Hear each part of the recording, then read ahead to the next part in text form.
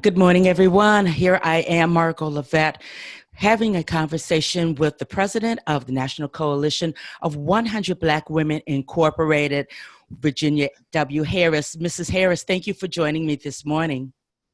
You're quite welcome.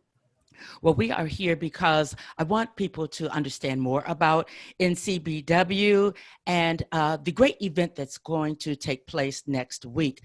First question, NCBW was born out of a group of women that saw a need, Black women in particular, saw a need, but they also saw opportunity. Things were going on in these United States in the turbulent 60s. When we look back, and the last 2 years in particular, what strides has NCBW made for Black women and Black girls in particular? Well, our focus over the last couple of years have been to keep Black women and girls educated, engaged, and empowered to act. And our program thrust is based on three initiatives: health, education, and economic empowerment. So our goal has been to make sure that we are providing the workshops that will keep our members and our constituents up to date on issues that impact the communities that we serve, the disparities in healthcare, affordable healthcare for working mothers who have children that they must take care of, making sure that education equality is balanced throughout the schools that our constituents' children are attending, and making sure that we hold politicians accountable and make sure that women issues are on their agenda. And if not, we want our members to and our constituents to know that these are the people we need to ask questions, hold them accountable, and vote them out of office if they do not have women priorities first on their agendas. Well, NCBW and yourself, since you are the national president, seems that you take a very strong leadership role in all of this, making sure that our voices are heard, that you are strong and seen in the community, not just a whimper, but you are a roar in the politician's ear and where it really, really matters. I see that you collaborated with 100 Black Men of America Incorporated, keeping in mind that you are an advocate for Black women and Black girls. Why did you form this collaboration with the gentleman? Well, we thought that it was a great opportunity for our organization to touch more youth across the country. And with initiatives like education, health and wellness, economic empowerment, and public policy, those things align with both organizations. So we thought that the numbers and impact would be great. So bringing both organizations together, working toward a common goal, has given our chapter members the tools and the resources to implement these initiatives across the country. And it is making a huge impact, and it is successful in our urban cities where the need is there, and we must be able to address it. Impact, that's what you're going for. I totally understand that. National Coalition of Black Women, how many chapters? Because you are the national president, but you make mention of chapters. You're very strong. Tell us about the chapters. How many states? We have 61 chapters in 27 states, including the District of Columbia. And in those 61 chapters, we have over 3,563 members across the country. And of those members, we have 700 that will be convening here in Atlanta next week for our biannual conference, which is a conference of knowledge about our core program thrust. It is our business meetings where we elect officers and when we set resolutions for what we're going to do for the next couple of years. It's vital that this leadership conference take place at the mouth of 2020 when we have so much. We don't know what's going to happen in 2020 as far as the political scene goes, even as a nation. So I think that it's very vital that and it's no accident that the conference is taking place next week. Is it only for the members? You said that it's a time when you all focus and speak of where you're going as an organization. But the general public, it seems that you are big on letting us know what's going on, where you're headed, the impact that you're making in this country. Is any of the sessions open to the general public?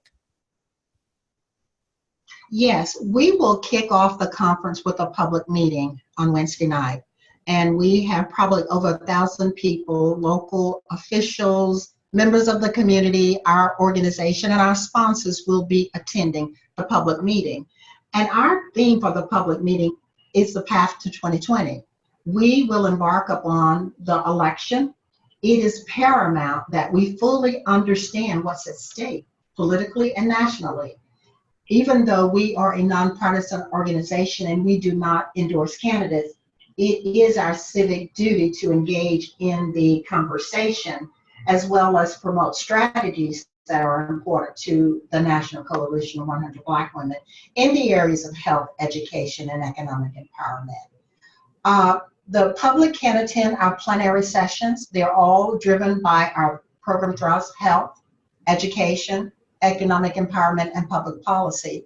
And we will have a roundtable with local mayors to talk about how this all began at the local level and how local politics actually impact national agendas. We have health experts that will talk about, in order to lead, you must be fit, you must be healthy.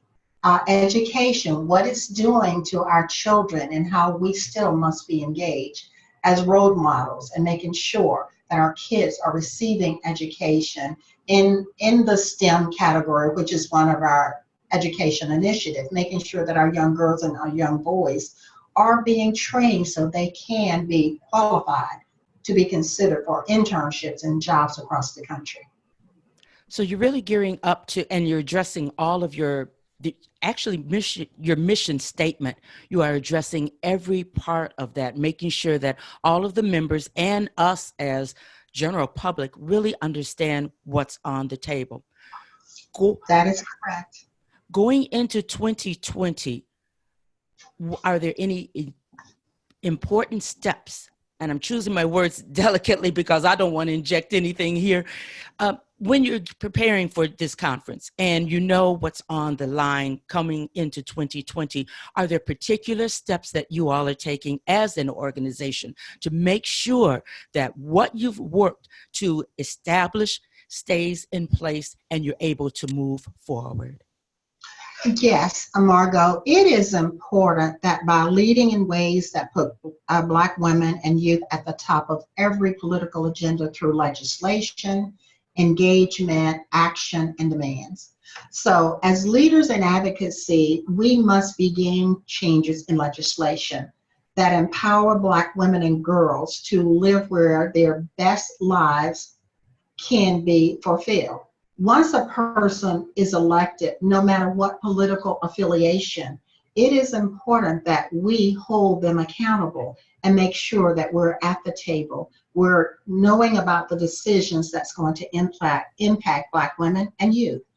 So we have done a lot of work in getting people registered to vote, but we see that we're still falling short in getting them to the polls to actually cast their ballot.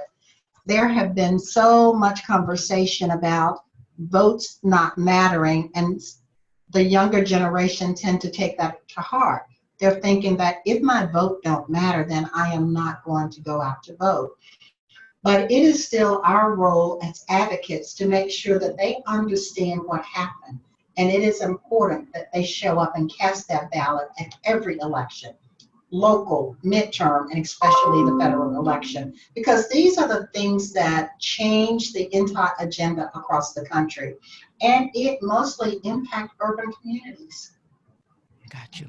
I totally understand. The other thing that we're going to be helped to promote is the U.S. Census that is going to be taking place in a year. And that time is approaching very fast. So we have partnered with the U.S. Census Bureau to make sure that we understand the importance of being counted, that it is mandatory by the Constitution, and the impact that the census have on funding for cities and communities throughout the United States for the next 10 years. So that is one of the things we will be addressing at the conference as well and being attuned to. Very contemporary and necessary conversations going on.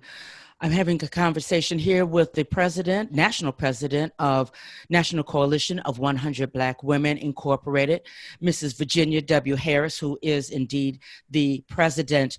On October the 9th, they are meeting in Atlanta, Georgia, and as you can hear, about to talk about some very important issues and make sure that we are positioned to stay on the trajectory forward, that we don't lose any ground that has been given to us. Learn, empower, advocacy, drive, step up and lead the path to leadership. That is the mantra, that is the thrust, that is the forethought for this 2019 conference that's taking place. Thank you, Mrs. Harris. I appreciate your time. Thank you for the opportunity to speak about the 100 Black women. We always make sure that whenever we get an opportunity, we'd like to empower, educate people about the organization and what we're doing. Thank you very much. Thank you, Margo.